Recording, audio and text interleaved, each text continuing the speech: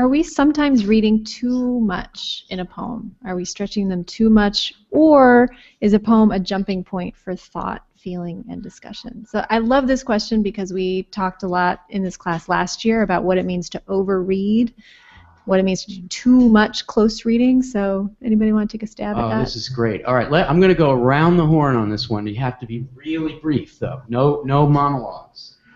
I want everybody to respond quickly to the question, are we possibly overreading? Is there a danger of overreading? Are we reading too much? Because it is, I think, for a lot of people, a stunning experience to turn on a video and watch a 19 or 21-minute discussion about every line or every word. I think for The Brain Within Its Groove, we do 2 videos of that length, and we do every word and phrase, and maybe we're doing too much. So here we go. We're going to go around the horn. This is going to be very brief. All right? So we're going to start with Dave. Very briefly, how do you respond to who is it that asked the question? Sorry, looking at Twitter. Myri? Myri. I hope Myri will respond in her own way, or maybe call us. I like the way she phrased it. Are we overreading these poems, or are they launching points? And to that question, I think the answer is yes. Thank you, Dave. Gnomic as usual. All right, Emily Harnett. No, I don't think there's such a thing as overreading when it comes to poetry, because words are so elastic. They contain so many meanings and so many rich ambiguities. And if you're committed to parsing out all of those meanings, you're not overreading. You're just fully exploring what the poem can offer us. Cool, Max. Well, I think of reading the same way I think of poetry or philosophy or of ideas. I mean, there's no such thing as right or wrong poems or too many poems. I mean, there are poems that are better, there are poems that are more persuasive, there are readings that are better, there are readings that are more persuasive, but you can't overread. You can't have too many readings. Julia? And Zach, after Julia, I'm going to turn to Jason so you can get ready for that. I think sometimes there is such a thing as stretching a poem too much, but I also think that's a good thing. I also think it opens up so much possibility in terms of what you get out of a text. So it's this really delicate balance between what you know about a poem and what you don't yet know about a poem. Jason? Yeah, I think that you can't overread unless you're leaning over and blocking the light, and you can't see it. So, I mean, I usually read with it held over my head. So, I mean, and if you want, you know, there are the words that the poet has given you. There's this splinter that may have come from the passing thought of the thorn in St. Paul's Side and Emily Dickinson's cloud of imagery. And it may be something that introduces something new to us.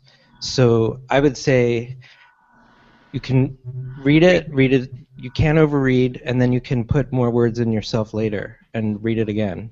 Sounds cool. We're going to go to Amaris next. Amaris? Yeah, I think you always have to substantiate your interpretation, and the best way to do that is to be specific and to go back to the text.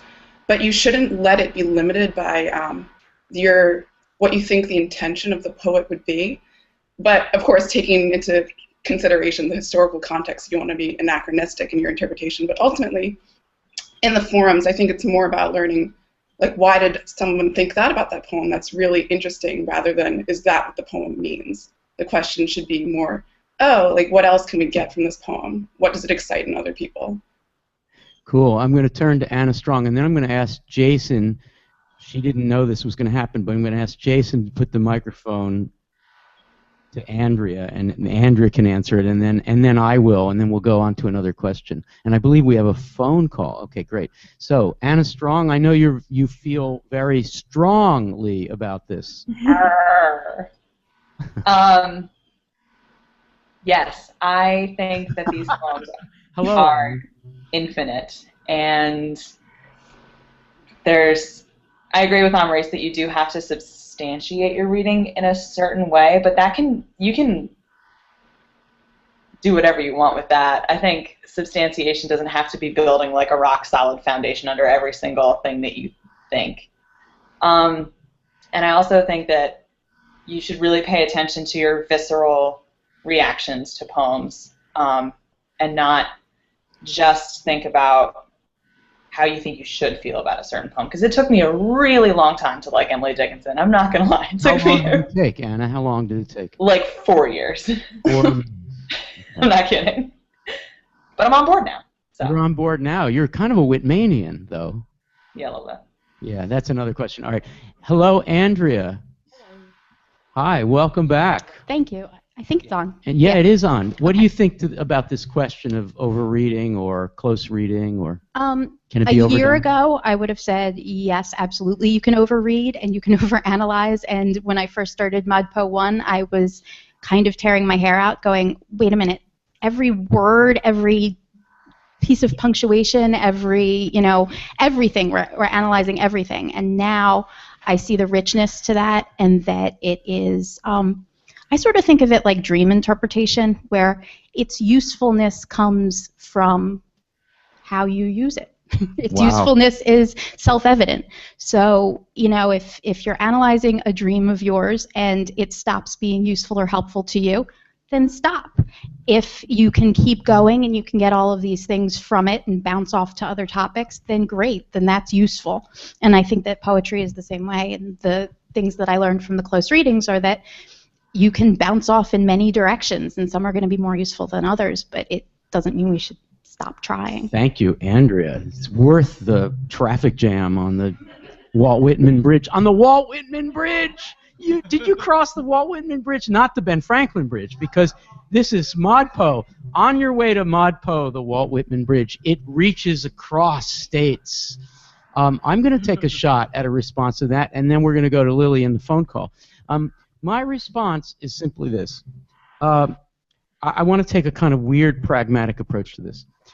My dad taught me, not a poetry guy, but my dad taught me some very important things about acquisition, about a life lived where you acquire things and you try to really understand them. So when I first bought my car, my first car was a used car. I only buy used cars, by the way. This is just to say something maybe about my income. But and when we went to buy my first car, I kind of liked the way it looked, and I kicked the tires, I think. And he said, "This isn't good enough." So we opened the hood. He showed me what was there. We could see some things were wearing down. We looked at the upholstery. We checked out the electrical system. We just learned all kinds of things about, not just about that car, but about what the person who previously owned the car had done to the car. And it was hours and hours, and I was pulling my hair out. Kind of like Andrea in ModPo 1, just, I can't believe we have to do this. He said, if you really want to understand this car that you're buying, you need to know every piece of it. And you're going to, as you drive it, you're going to learn stuff about it. Then it was time to buy a house, and we did the same thing. And then finally, when I fell in love with the love of my life, I went, to my dad, and we talked about it. And he said, this is going to sound wrong or crass, but we need to do the same thinking about love. It's deep and impossible and mysterious, and it's iterative, and it's going to take years and years to understand it, but don't short shrift it. Ask yourself the questions and think about all aspects of the situation. So in that context, when I first got to poetry, they look like nuggets to me. I mean, I love John Donne, and John Donne is a very open-ended poet in a lot of ways, but I used to think about John Donne poems as little nuggets I put in my wallet, little perfectly stated things that I could put away once I got them, and then maybe they were useful, but they didn't seem to grow with me.